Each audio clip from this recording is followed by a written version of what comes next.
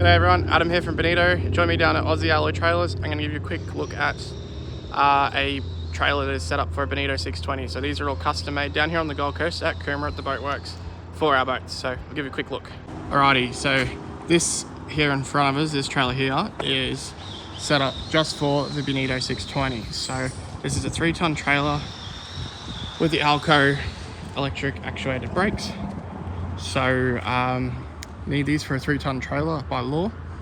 You can control it inside your car with a red arc battery brake controller, or you can have it, some cars even have it already standard. So winch post, coming down you'll see the gull wing crossbars, so these lower the center of gravity. Then we got the cute wobble rollers here on the sides, these support the shoulders of the boat. Then down the back we have got these skids, so these drive on, drive off super easily, tow beautifully, just make your boating experience even easier. So these, we highly recommend these. We've done a lot of these. I've known Peter for a long time and his customer service is great. So thanks for watching, guys. Hope you liked the video. Hope you can see the OZI Alloy trailers that we use under all our Bonitos. Thanks for watching. Make sure to like and subscribe.